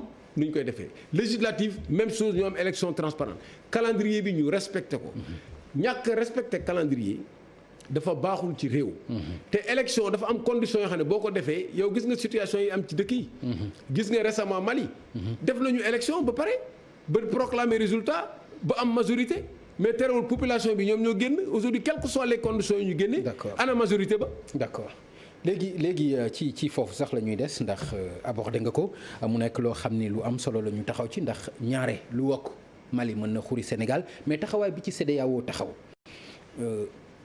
certes ñi ngi wax délégation CEDEAO bu fa war a dem ndax jàpp nga ni lu jiitu loolu itam demoon nañu fa ban gis-gis nga am ci taxawaayu CEDEAO ci crise yi nga xam ni dafay am ci réew yi nekk ci seen biir CEDEAO. xam nga crise li ci gën. mooy nga fexe mu bañ a am. nga prévenir te pour prévenir crise day fekk ñëpp am volonté prévenir crise mais bu fekkee da nga gis lu ñëpp bokk nga ñëw aakimoo ko def ci lu la neex il faut crise am parce que nit ñi bu ñu amatul ay conditions régulières de contestation dafa mel ni fi nga wax muy Mali looloo fa am pour yow. oui justement conditions régulières de contestation bu ko nit ñi amatul. élection bi nga xam ne ci la ñuy élire nit ñi ñu ne kii ñooy représenter peuple bu ñu demee ba mu am ci ay yenn contestation nit ñi. dootuñu gëmati institution yi boo xoolee ñoom ni ñu bi ñu manifester fan la ñu jëm assemblée la ñu jëm dem lakk ko donc ça veut dire que gëmatuñu symbole boobu. mais nag tout sauf coup d'état aussi. non ñun on est contre. non Mali laa wax. Mali loolu laa la expliqué partout quel que soit le pays ñun li dal Mali ñaanaluñ ko Sénégal. ñaanaluñ ko benn réew. parce que bëgg nañu képp ku jóge ci réew nga jóge fa jóge win bu rafet comme Sénégal ñi fi mos a nekk président yëpp jóge bu rafet lañ fiy jóge ñun tamit li ñuy ñaanal Macky Sall mu jóge fi jóge bu rafet mais jóge bu rafet yaa koy liggéey mais bu dee da nga war a da ngay yóotu loo warul yóotu wala nga ne naa fexe nu ma fi amee wala naa ut ku ma fiy teg wala yooyu boo ko defee loolu ci fekk yow la boobu nag kii CEDEAO yëpp dañuy réunion rek topp ci daw bu ñu ñëwee réunion mais du ñu mun am solution donc dañu war a def ay normes yoo xam ne yi nit ñi dañuy respecter démocratie parce que population bu ñu amul fu ñu génnee seen mer rek dañ koy génne ci mbedd mi donc loolu moo ñu dal ci communiqué bi ci France def est-ce que mën nañ ko jàppee ingérence ndax dafa wax rapidement nañu jël état civil teg ko foo ci nu mu gën a gaawee loolu nan nga ko gisee. non xam nga pays démocratique yëpp dañu d'accordul dévolution du pouvoir par la force. fii quoi qu'on dise dévolution pouvoir bi am na paaru force moo tax ñu bare duñu ko mën a soutenir à 100%. mais ñëpp comprendre nañu ne dëkk bi bloqué woon na bloqué boo xam ne. lii mel na ni nit ñi nooy war nañ ci kaw. mais loolu lu ñu war a éviter la. pour éviter ko maa la ko wax muy Mali muy Côte d'Ivoire ak muy Guinée ak muy n'importe quel pays. adduna bi tëddee na noo xam ne ku respecteetul démocratie nit ñi dañu dal sa kaw. d'accord bon am na itam beneen dogal bu CEDEAO jël que nañu tëj frontières yi nga xam ni ak Mali ba Côte d'Ivoire daanaka mi ngi koy bëgg a commencer est-ce que jàpp nga ni loolu itam solidarité la ci Afrique. waaw loolu mesure conservatoire la rek waaw loolu mesure conservatoire la bu yu mel ni amee dafa am yu bare yu ci xew xam nga pouvoir bu ñàkkee lu bare dafay xew am na ñoo xam ne seen liggéey mooy bu pouvoir ñàkkee ñu fexe lu ñu rawale. gis nga li fi xewoon Libye li fi xewoon ci ay armes ay alal ji nga xam ne moo fa nekkoon li mu tasaaroo dafa am ñoo xam ne loolu mooy seen liggéey di fexe nuñ ko rawalee muy dugg ci frontières yi am ñoo xam ne ñi dañuy jël armes yi parce que comme am na désorganisation yow da nga ñëw rek jël pouvoir xamuloo fu affaire yi nekk donc fi ñu ko dencoon am na ñoo xam ne xam nañ ko mun na am ay moo tax dañuy éviter mu am contagion ci yeneen dëkk yi loolu moo tax ñu jël ay mesures conservatoires mais yaakaar naa ne loolu du yàgg pour ñu dellu ci situation bu démocratique pour éviter ko mais loolu moom laa la doon wax sànq nit da ngay jàng ci li ngay gis moom laa lay wax doo tëx ci artu te artu mun na jóge sa biir kër artu mun na jóge ci nekk sawet boo gisee ki nekk sawet mu def dara jigu ko war ngaa xam ne lii boo ko defee peut-être mun na laa bañ a jig donc lii leçon la et c'est une chance bu nga xam ne ñi nga xam ne lan la ci Sénégal mën a jàng pour waaw mooy lan la ci Sénégal ak ay élitam mën a jàng élite Sénégal li ñu ci war a mën a jàng rek mooy que aujourd'hui peuple yi commencé nañu yeewu bu baax yeewu nañu bu baax léegi te dafa am façon politicien yoo xam ne nit ñi soxlaatuñu leen loolu booy toog ci nit ñi peuple yi ñoo leen fal aussi non peuple yi ñoo leen fal parce que bu dee ci Sénégal la yàggul même pas un an non soo xoolee 16 millions d'habitants 16 millions d'habitants ñiy voté fii ñiy fal ay 1 million soo ko amee 600 000 1 million 600 000 am nga 1 million 800 000 am nga majorité ñu ne la am nga tant pour cent amuloo dara peuple sénégalais bi li muy vivre loolu du affaire u fal parce que ñëpp duñu voté mais loolu nag mooy démocratie aussi loolu mooy démocratie pare leen ngeen dem voté même bu ñu dee 2 personnes la ñu voté mais loolu moo tax kenn warul wax ne li leen dal ñoo ko teg seen bopp waaye teguñu ko seen bopp système bi ñu leen wéer peut-être sax conscient wuñu pour ñoom nekk président la da ngay def liggéey et tout mais léegi de plus en plus surtout les jeunes dañuy rendre compte ne ni ñuy transmettre pouvoir bi dafa war a respecter ay règles et aujourd'hui je pense que ñëpp d'accord nañ ci loolu donc fii mu demee nii li ñu war a jubbanti nañu ko jubbanti jubal alalu réew mi ñu jox fexe ba waa réew mi jot ci loolu dafa am solo koom-koomu réew mi président de la république dafa wax dafa am plan pour redresser Sénégal na génne plan bi nit ñaa ngi bëgg a dee mbas mi mesure yi mu ci jël fi mu jëm neexul nañu changer mesure yi ñun loolu la ñuy waxuñu leneen changer mesure yi mbas yi jël mesure yi ñu war a jël deuxièmement ñu jël économie bi teg ko foo xam ne fii en fonction de la crise ñu génn situation boo xam ne nit ñi dinañ noyyi tuuti. d'accord ñetteel bi mooy ñu fexe ba nit ñi alal bi ñu am ñu mun cee jot. d'accord su ma la déggee nga wax économie kon yow doo militant wu confinement ci mbas mi. non confinement conséquence su situation mbas la. confinement mooy nga jël nit ñi dajal foo xam ne fii du ñu lawal feebar bi mais balaa ngaa dajale ay nit yu lawal feebar bi mu nekk nit ñoo xam ne ñii am nañu feebar bi wala risqué nañu am feebar bi wala seen circulation mun nañ dem jëli feebar bi te amuñu ko woon. mais pour nga def ko il faut nga def dépistage c'est ça qu'on a raté man du ma technicien wu santé sama parti am na ay techniciens wu sax te liggéey nañ ci mbas mi li ñu liggéey ci mbas mi je pense que ñi ko ci liggéey barewul bind nañ ci yu bare suivre ko mais approche scientifique bi mais am na ñoo xam ne ay médecins lañu dañu jaaxle le 11 mai. le 11 mai bi ñuy publier liste yi di wax am nañu 177 cas ni am na relâchement na nit ñi gën a respecter mesures ci ngoon si le président jël mesure ne léegi affaire mbas mi il faut apprendre à vivre avec le virus et cetera mais depuis 11 mai léegi yéen a gis li xew mai juin juillet août. mais yemul ci loolu bi mu waxee loolu aussi daf ci teg ni mais mënuñu rek topp mbas mi économie réew mi aussi dafa am solo. loolu léegi nag aussi yokk na ko ci wax na ko. day perte mbubb perte ceen léegi perte na économie perte na mbas mi ñaari bataay yëpp la perte. léegi ban la ci réglé kan moo mun a am ci aqulaay talaam ne président Macky Sall réussir na gestion mbas bi kenn mënu ko wax kan moo mun a wax ne ci aqulaay taalam président de la république réussir na relance économique bi wala sax mu ngi ci tànku réussir relance économique bi mais loolu boo amee ci réew mi ñu naan woy bàyyi leen ko mu liggéey parce que mbas mi nii ku mu mun to dal mais man ne la du loolu réer affaire responsabilité la bu ñu demee ba ci kanam fii ba nit ñi am situation am lu ñu lekk amatuñu liggéey bu boobaa lu nekk mën na cee am. te da nga ci am njort bu ñaaw ci ëllëg bi. looloo tax may sonn nii ndeysaan man loolu rek moo tax may sonn nii. da nga ci am njort bu rafetul mais dama ci gis nga ñun suñu liggéey. da nga ci gis ay ëllëg yoo xam ni. ma ne suñu liggéey xeltu la xeltu. waaw ñun suñu àdduna yëpp dañuy xool mbir yi di. te ëllëg boobu lan la mën a jur pour réew mi mais loolu laa gis man loolu moo ma tiital boo gisee may li wolof di wax mbel yi di dugg ci rajo yi di wax ak yooyu mais dama tiit rek dama gis fi ñu jëm. te jëmul kër ma bëgg sama réew bëgg ñu changer ko loolu moo ma yëkkati mais am na ñoo xam ne ñu naan oui président gars yi dañ la compte dañ la bëgg nii dañ la def nii moytu leen ñii mu def nii kii da nga war a dagg bopp bi kii da ngay dagg laaf bi patati patata parce que ñii dafa am yu ñu lay préparé am na ñuy préparé soulèvement am na yi mais loolu ñiy déglu ñi lay riitil xam nga boo yoree pouvoir dafa am ñoo xam ne dañ lay riitil loo wax moom la ñooñu boo leen di déglu doo defar réew dafa am foo xam ne boo fa tolloo sa responsabilité la da ngay jël sa responsabilité nga defar réew mi mais loolu la président Macky Sall war a def ñun loolu lañ ci am mais ñun expérience bi ñu gis Sénégal ak Sénégal ni muy dundee ak nit ñi ñun on est des hommes d'État du ñu ñëw fii ne dañuy def nit ñi def leen soulèvement jaxasoo def lii parce que nit ñi mer nañu ñu utiliser seen mer pour indi ay trouble ci réew mi loolu du suñu rôle mais suñu rôle c'est d'alerter mais munoo tëx ci artu ba pare nga da ngay réussir munoo tëx ci artu yi ñuy artu président daf ko war a dégg c'est une obligation parce que moom la ñu élire mais loolu mooy wax ji mais déglu ay ñoo xam ne ñii ñoom seen i poste la ñuy sauvegarder loo wax ñu ne la gongo boo waxee A ñu ne A boo waxee B ñu ne B. parce que ñoo far ak moom aussi. mais loolu du far. boo faree ak nit da nga koy wax dëgg. ñoo far ak moom aussi. boo faree ak nit da nga koy wax dëgg. da nga ko naan président lii nga bëgg a def de baaxul lii boo ko defee conséquences yi lay am yow la ñu élire nag man dafa lay wax suma diggante ak yàlla lan lay def da lay rey mais kilifa yi loolu la ñu gën a bëgg.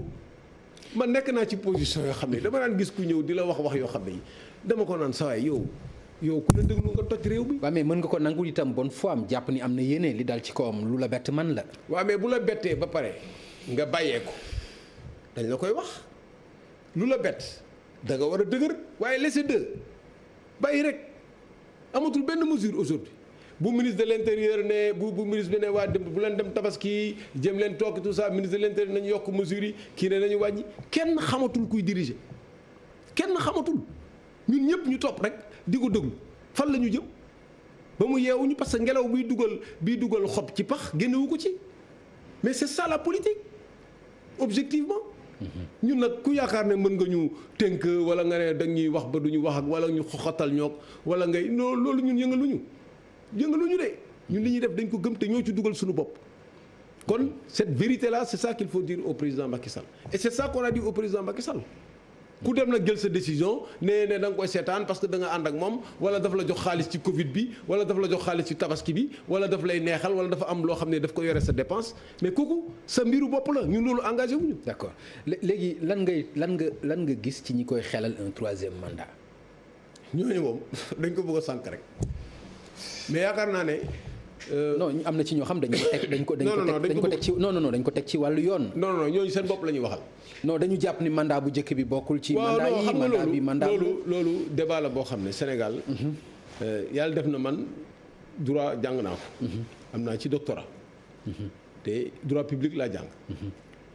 Sénégal affaire droit mandat moom ñi ko bëgg a soppi ñëpp waxuma la Sénégal ñi bëgg a yokk seen mandat yëpp dañuy changer constitution bu ñu ko changer dañuy indi benn incertitude ci mandat en cours.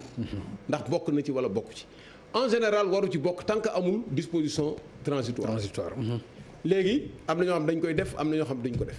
2008 changé nañ fi constitution 2016 changé nañ ko changement constitution yi moo tax débat bi sax mën a am. donc pour ñun du débat juridique du débat juridictionnel suñ ko yóbboo conseil constitutionnel di ko wax affaire ay mandat bi ndax cour ci la bokk te leen di wax yéen da ngeen may fontoo parce que man li ma doon wax naa ko ba pare. xanaa conseil constitutionnel def revirement jurisprudentiel ne léegi affaire 2 mandats quel que soit alpha d' accord atuma 3 mandats d' accord atuma ci. mais du débat juridique xam nga débat bi fu mu nekk. ci politique la man maa bind constitution man maay président nee na man maa bind constitution ne mandat bi 2 la pourquoi may laaj 3. waroo laaj 3. yow nga ne léegi man sama bopp maa wax ne bii mooy sama dernier mandat pourquoi ngay laaj 3 sur le plan éthique waroo ko def sur le plan moral. yow nga xam ne boo laajee 3 coow li ci mën a am. ak décès yi ñu mën a gis ak combat yi. bu ko laaj mais moom moo waxoon itam damay wàññi suma mandat. waaw mais mujj ko wàññi. non te bu ko waxee wax na ko partout. presque dans le monde non bëgg ko woon wàññi. parce que boo demee ne conseil constitutionnel. non boo ko bëggee teg ci waxam rek waxam lii la waxoon lii la waxoon. waaw mais xam nga loolu aussi problème la. waaw boo demee ba njiitu réew. sa wax jaratul nit ñi di dóor seen doom problème day am. loolu la ñu war a bàyyi. loolu c'est le problème de l'éthique. boo demee ba nekk njiitu réew dafa am waxuñu la loo wax rek di nga ko def parce que adduna mun na am ay conditions yu changé yoo xam ne doo ko def mais boo ne yow da nga bëgg a wàññi sa mandat 7 ans la woon da nga ko bëgg a def 5 ans yow da nga war a laaj conseil constitutionnel su ma bëggee wàññi sama mandat naka laay def. non c'est-à-dire. waaye boo ñëwee ne ko ndax mën naa wàññi sama mandat. mu ne la sama yoon nekk mënoo ko non parce que texte bi sax. du ko permettre. donc loolu moom. mais yooyu xam nga yooyu sénégalais yi. du ñu déglu da nga ni du combat juridique combat politique la. mais est-ce que war na nekk combat politique bu fekkente ni juridiquement am na ci droit. mais non justement politique dañu war a dem ba nga xam ne dootul am benn ambiguïté ci affaire mandat. Sénégal foofu la ñu toll. ambiguïté affaire mandat depuis 2000 ñu ngi coow affaire mandat. loolu war na dakk pour mu dakk dafa am façon boo xam ne boo ko bindee constitution kenn dootul. mais loolu fi mu ne weesu nañu ko. waaw loolu laa xam nga disposition transitoire yooyu nekku ci. waxuñu ko xamaguñu lan moo xew mais une fois que mu dem par exemple ci conseil constitutionnel keneen dem ñu valider sa candidature mais bu boobaa lan moo. non loolu laa la expliquer pourquoi ñu nekk ci situation bu parce que dañu changer constitution bi en 2016. mais dañ ko changer pour mun a nekk ci situation bi donc c'est un acte préparatoire. d'accord léegi nag acte préparatoire boo ko defee yow bu ñu la toppee ci terrain de droit bi da nga leen di dugal ci goutte da ngay indi coow li rek mu takk. commencé woon nañu sax indi coow li ñu commencé coow far Covid bi ñëw mais léegi bu Covid bi xawee ba sedd tuuti di nga gis ñu commencé indi coow naan woy affaire mandat bi ñu ne oui monsieur le président comme affaire bi dafa am werante nañ dem conseil constitutionnel ñu dem conseil constitutionnel mu ne mu delloo buum nga ca boy ba nga nekk fa di kaas fekk béy wéy na mbuus. mais est-ce que parrainage bi jàll gënu la compliqué mandat bi jàll. c'est-à-dire troisième mandat par exemple parrainage bi nga ak ni ngeen ko xeexee woon. oui candidat yi ni ñu bare woon terewul parrainage bi dafa jàll de.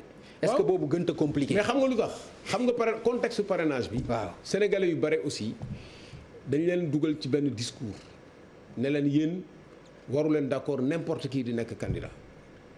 gis nga bi gars yi déposé y avait plus de 100 listes yu déposé xam nga du 100 candidats de gars yi dañ dem déposé liste rek ñu ne woy y a 100 personnes yu war a nekk candidat ku nekk candidat état bi moo lay jël en charge patati patata donc sénégalais yi seen bopp. ñoom contre ñu woon tellement ñu limité. pourquoi ngeen xool ba communication boobu gën a jàll que seen. non du question xool. parce que question lan la ko non question xool parce que sénégalais aussi dafa am fu ñu toll. loo xam ne gisaguñ ko expérience parrainage bi ñu gisoon sa ay quelques cas résiduels ñoo xam ne éliminé nañ leen te ça n'a pas choqué. mais léegi aujourd'hui bi ñu gisee ñu éliminé 25 personnes ci candidats yoo xam ne yi ci parrainage la nit ñi xam fi ñu jaar ba éliminé leen ni ñu organiser fichier bi ni ñu defee contrôle yi aujourd'hui pour nga defaat discours boobu pour gëmloo nit ñi ne da ngay def candidature parrainage pour limiter candidature dootul am. donc dafa am tama yoo xam ne yi boo ko jëlee di nga ko tëgg benn yoon mais boo ko bëggee tëggaat nit ñi dañu naan dooñu nax. donc yooyu expérience la am na loo xam ne ci explication nga koy xam mais am na loo xam ne expérience nga koy xam ci wàllu politique noonu la les sauts qualitatifs yu ci bare ci expérience nga koy xam. d'accord mais yaa ngi may wax léegi ci problème mu éthique mais loolu lu ni mel presque moom lañ gis Côte d'Ivoire. te amaana mën na jàll ak Alassane Ouattara. waaw xam nga jàll taxul mu jub jàll taxul mu yenu maanaam jàll taxul Sénégal nit ñi nangu ko. da ngay def loo xam ne lii ñëpp ci lu ñëpp bokk daal dañu koy waxtaanee jaarale ko ci yoon nga bañ ci boole benn mauvaise foi. d'accord boo ko defee rek nit ñi am jàmm. boo ko deful lu la ci fekk yow la. d'accord boo gisee nag loo xam nit ñi dañ koy def jigu leen nga bañ ci dugg. ba tey ma dellu dañ koy waxtaanee am na instance suñ ko mën a waxtaanee. nee nga ma yow bokkoo ci dialogue national bi xëy na dialogue politique bi bokk nga ci. mais yooyu yëpp ay instance lañ ko war a mën a waxtaanee yaakaar loo ni foofu mën nañ fa amee solution. non xam nga waxtaan man bañu ma waxtaan mais da ngay waxtaan ak koo xam ne da ngeen di fent li ngeen di doxalee loolu laa la expliqué waxtaan boo xam ne da nga ko def rek pour avoir la photo xoolal affaire Covid bi. invité opposition gars yëpp ñëw bàyyi liñ doon yëpp ñëw toog wax ak yow nga photo ak ñoom ne dañuy taxawal gestion transparente et tout nga yeewu avant ngay taxawal comité de supervision sax nga commencé joxe marché yi mais loolu manque de respect boobu foo ko mës a gisee loolu ban genre waxtaan la loo fay demati kenn toogatu fa donc Covid bi ça a été géré sans concertation avec l'opposition finalement le résultat c'est que malgré coow li malgré accord nit ñi amul. mais loolu mooy réalité bi donc affaire u état lu sérieux la ñun c'est ça notre problème. affaire u état lu sérieux naxante nii. mun nga nax nit tey benn yoon nax ko ñaari yoon mais dafa am naxante boo xam ne bu yàggee kenn dootul sax dëgg. boo demee nag ba sa parole kenn dëglootu ko da nga war a def attention. te loolu foofu la ñu tollu Sénégal. d'accord il faut qu'on fasse très attention. man damay alerter te li may alerter xam naa ko bu baax. li may wax xam naa ko bu baax. dama dund ci dëkk bi xam lu fi xew bu baax nañu fexe teg dëkk bi ci yoon. kon daal bu ma la déggee am nga njàqare am nga tiitaange ci ëllëgu Sénégal ak Covid bi. ah oui am naa ci njàqare am njàqare ci ni ñuy gérer réew mi. am njàqare ci ndóol bi fi mu toll. am njàqare ci école bi ni mu tëddee am njàqare ci chômage bi jeunes yi surtout amuñu il y a 200 000 personnes xale ñaari téeméeri junni xale chaque année ñoo ñëw di demander emploi sans compter ñi nekkoon ci marché chômage bi am jàqare mais Afrique xam nga corruption bi ñaata montant la d'après la BAD 148 milliards de dollars chaque année moom mooy 80 000 milliards de francs CFA c'est-à-dire que boo jëloon budget Sénégal nga def budget moyen bi gën a koy bu ñu mos a am muy 4 milliards 4 000 milliards pendant 20 ans 4 000 milliards pendant 20 ans moom mooy li ñuy jëlee corruption ci Sénégal ci monde bi mais est-ce que yaakaar nga ne mën nga développer réew boo xamee ne da nga ciy génne 80 000 milliards de francs CFA chaque année boo xam ne bii ci ay luubalu marché lañ koy defal public ay commission pétrolière ay ñëw ay prête-nom yooyu yaakaar nga ne mën nga defar réew mais loolu boo ko defee ndóol bi day continuer léegi bu Covid ñëwee dóor beneen couche ndóol bi day gën a continuer yow tam boo ñëwee amuloo solution nit ñi dañuy gën a jaaxle te bu ñu jaaxlee xamuloo naka la ñuy comporté woo donc ñun on est des responsables. waaw mais yow mën nga ñaaw njort mais nit ñi aussi mën nañu rafet njort. mën nañu jàpp ne ñi ñu gouverner am nañ vision xalaat nañu xam nañu ne lii mën na am lee la ñu war a mën a def pour mën ci génn. xam nga lu tax may ñaaw njort. waaw xam nga man sama métier man soldat la. man dama nekk soldat deuxième classe. di liggéey di nekk ay situation yoo xam ne yu am tension la sa vie moo nekk en jeu ma nekk marin di liggéey ci géej gi di dàqe ay fraude di dem gis géej nu muy soppeekoo sa gaal gi di tëb ndox mi di dugg ngay as suba ak ngoon boo xoolee asamaan xool sa géej xool fi nga jëm ak fi nga toll xool rat xool bés gisoo dara boo rafetoo njort da nga néewal ñun am na situation xam ne mënuñu ci rafet njort te fii ñu toll Sénégal foofu lañ toll ñaan nag baax na mag ñaa ngi ñaan ku ne ngi def li nga mën lu ne def nañ mais réew bu tolloo dañuy waxante dëgg bu ñu ko deful dina métti de te bu méttee bu boobaa nag bu ñu ñëw naan woy dañu toog seetaan. d'accord fi nga mujjee sax foofu nga tàmbalee woon mooy da nga bëgg a doon magum waxoon naa ko waaye bëggoo doon magum. xamoon naa ko ci loolu sax la ñuy tàggoowee vraiment ñu gërëm la bu baax ma bàyyi la bu fekkee am nga message booy passé. waaw di la sant bu baax ci émission bi wax dëgg yàlla émission bu am solo la. parce que déjà ci suñuy làkk lañ koy defee. nit ñi mën ko comprendre di la sant bu baax di nuyu waa Sénégal yëpp. di leen massawu ñi nga xam ne jóge nañ fii ci mbas mi ñi nga xam ne ñu ngi feebar ak ñi nga xam ne ñu ngi jaaxle comme ñëpp. parce que boo demee ci réew ba nga xam ne yaa ngi xalaat wàll sa xarit sa mbokk dundatu. ba pare li nga amoon kas néew mu dem am na ñoo xam ne fi ñu doon liggéeyee gisatuñ ko. am na entreprise yoo xam ne mënatuñu fay. béykat yaa ngi nii Sénégal ñëpp xamoon nañ ne waxoon nañ ne dina taw dinañu dugal mais xaalis bi ñu war a dugal ci mbéy mi dugaluñ ko fa ba nga xam ne au moins dina mënoon suqali affaire yi donc maa ngi massawu ñëpp di leen wax ne nañu am espoir xam ne Sénégal am na ay doomu réew yoo xam ne yi attan nañu taxaw sacrifier seeni intérêt bopp pour que réew mi jëm kanam. loolu nag pour mu am il faut que ñi nga xam ne ñoom la ñu dénk réew mi ñu jël seen responsabilité daal di jubbanti mbir yi bu ñu ko mënul mais il faut avoir l'humilité nga bañ a ñëg boo jegee bul ñëg nga dem man fii laa toll fii laa yem def naa li ma mën lii laa def ku nekk na nga ñëw ñu xool naka lañ koy lijjantee man loolu moom mooy sama préoccupation yeneen yëpp nag du sama préoccupation loolu rek moo taxoon ma ñëw di wax te loolu mooy suñu préoccupation parti aussi noonu la ñuy yaree xale yi nga xam ne ñoom la ñuy liggéeyandoo suñu parti di la gërëm di la sant di gërëm télévision bi di gërëm presse bi ci liggéey bi nga xam ne ñu ngi koy def. jërëjëf Boubacar Camara moom lañ doon recevoir mbokk yi tey ci seen émission Faram Facce ak télévision Futurs Médias ñu fàttali leen ni moom moo jiite parti pour la construction et la solidarité Jéngu tabax noonu la ko tuddee moom lañ doon recevoir ñun tam dañuy am mbégte wax dëgg yàlla Boubacar ci di la recevoir. parce que macha allah ku ne xam na ni style émission bi contradictoire la ni ñuy aborder questions yi mais gis nañu ci yow. vraiment maanaam open ni ñu koy waxee. gis nañu itam ni vraiment di nga accueillir question bi te di nga joxe réponse yi nga xam ni au moins vraiment dinañ ci mën a jàpp. loolu nag nemmeeku nañu ko vraiment ci sa discours yu bëri gis nañ ni ànd na ak engagement. te loolu itam Sénégal soxla na ko loolu ñu ngi la ci gërëm bu baax ci wuy si bi mais itam di apprécier bu baax sa taxawaay di la jaajëfal kon mbokk yi. ma lay wax ne rek waa diaspora bi aussi ñu ngi lay suivre bu baax. jërëjëf mbas mi ni mu leen dalee sax ñëpp gis nañ ko. et fépp ak ñi ma fa am ak ñi ñuy waxtaanee yëpp dañuy gis ne ni ngeen koy suivre surtout yow. ak vraiment importance bi nga jox. sa liggéey ñu ngi la ciy félicité bu baax aussi di la encouragé. jërëjëf kon mbokk yi ñu jox leen rendez-vous ci beneen àllarba bu ci àll.